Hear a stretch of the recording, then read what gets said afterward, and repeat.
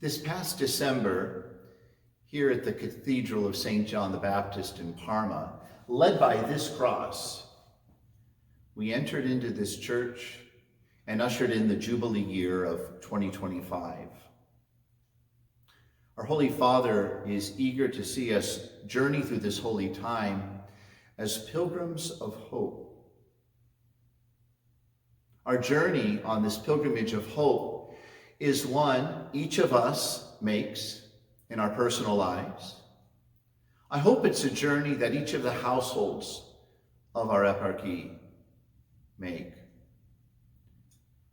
It's a journey of each of our parishes, embracing this virtue of hope that we're given, each of us at our baptism. I also very much need us to journey as an eparchy on our pilgrimage of hope. As your bishop, I see amazing signs of hope in our eparchy. One I would like to point out is what I see in the increasing numbers of young adults showing fervor in our churches. Young adults who have grown up in our church. Young adults who perhaps have gotten away from the practice of the faith, but recognizing an emptiness, even sometimes a starvation, are returning to the life of the church. And the young adults who have never known Christ, but seeing the life of Christ evident in their peers, are moved in the depth of their heart to explore Christianity, and especially in the traditions of the Byzantine Catholic Church. It does seem, with all the fervor we find in our young in the church, that for many it takes an increasing amount of time to settle into a particular vocation, marriage, monasticism, sometimes with the embrace of holy orders. It does seem to take more time for our young to settle into a career. One of the practical aspects of that is, with our churches increasingly filled with this type of fervor, the monetary support that is needed can take a little bit longer to develop as our younger generations take longer to enter into careers and to, from the income earned in those livelihoods, to tithe, to give that first 10% of what is earned back to God by being mindful of the poor, the needy, charitable organizations, their parishes, and our eparchy.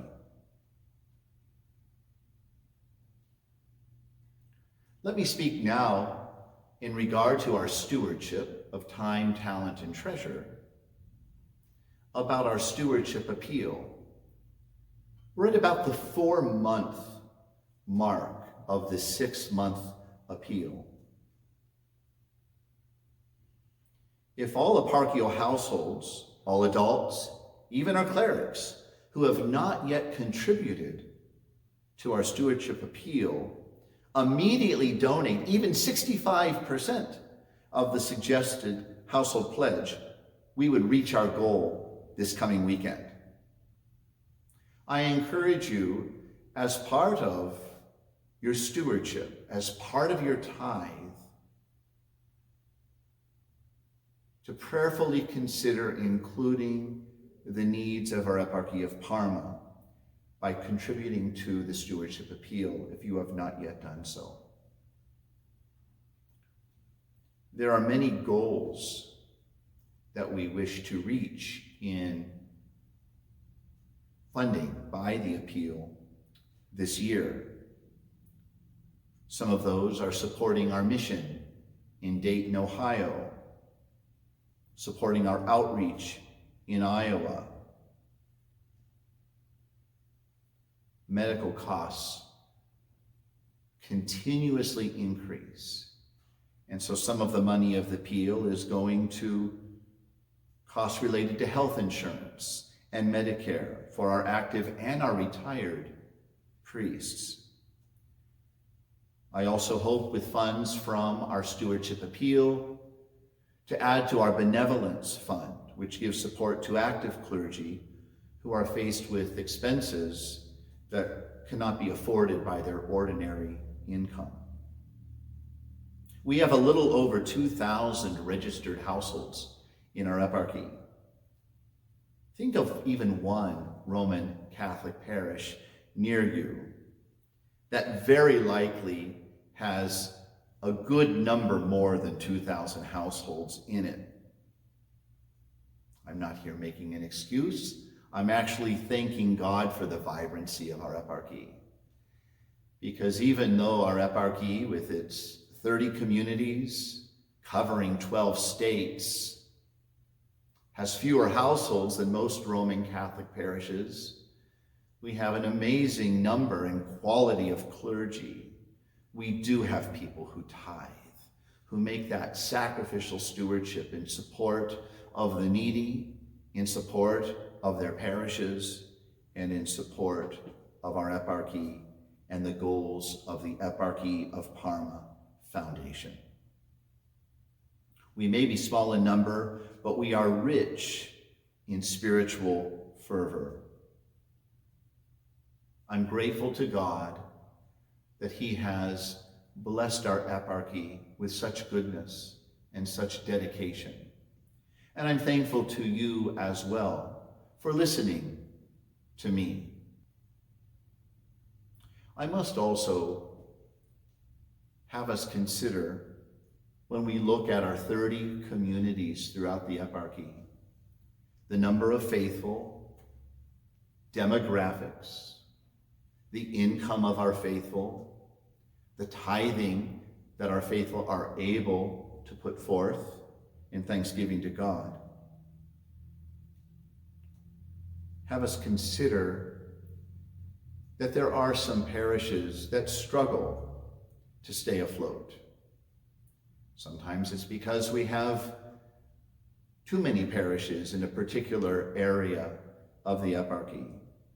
Sometimes it's because a particular parish is located in an area where it's more difficult to evangelize, to increase in number of worshipers, to increase that stewardship of time, talent, and treasure.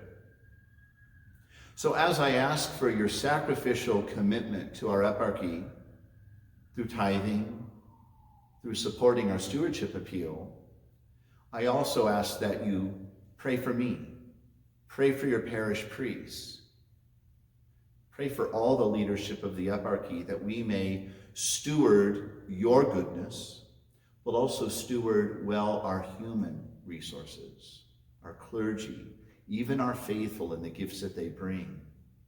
That when it might be necessary to partner some of our parishes, to have one particular priest serve more than one parish, it can be done in a way that actually promotes more fervent worship, more fervent stewardship, godly fellowship,